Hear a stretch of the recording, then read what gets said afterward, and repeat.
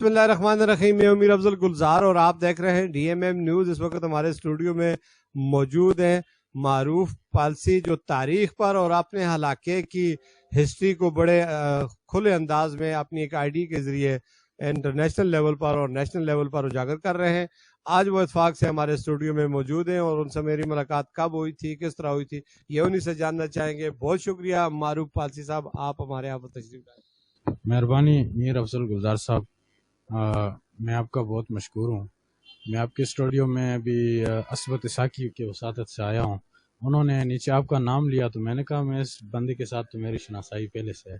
2014 کی بات ہے، ہماری ایک کرائسس چل رہی تھی کوہستان کی 2 ڈویژن پہ۔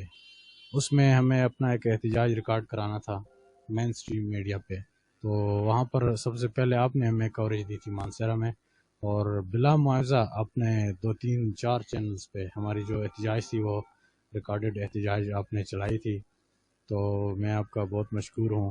اور اس زمانے سے میں آپ کا پیج جو ہے اس کو بھی فالو کرتا ہوں اور تواتر کے ساتھ دیکھتا ہوں اور کمنٹس بھی کرنے کی کوشش کر رہا ہوں، تو اس لیے آج سے ملاقات ہوئی۔ Thank you. D M M news کی خبریں یا پیج کے اوپر جو کچھ بھی آپ حالات و واقعات دیکھتے ہیں وہ کس طرح سمجھتے ہیں؟ یہ ٹھیک ہے آپ کے اندازے میں، کس طرح صحیح ہے؟ میں ایک تو ہوتی ہے کہ میڈیا حقیقت میں یہ ہوتا ہے کہ media is for public not for publicity, تو میں اختیار سے نظر سے دیکھتا ہوں، اور آپ کی پوسٹ، آپ کی ویڈیوز جو ہیں وہ مفاد عامہ کے لیے اور قوم کے وسیع تر مفاد میں، آپ قسم سے حکومت کی زیادہ فیور نہیں کرتے، آپ اپوزیشن لیول پہ جو ہے اپنی ڈاکومنٹریز کرتے ہیں، اس لیے میں آپ کو اپریشیٹ کرتا ہوں۔ Thank you. اچھا، دیکھنے والوں کو کیا پیغام دیں گے اس پلیٹ فارم سے؟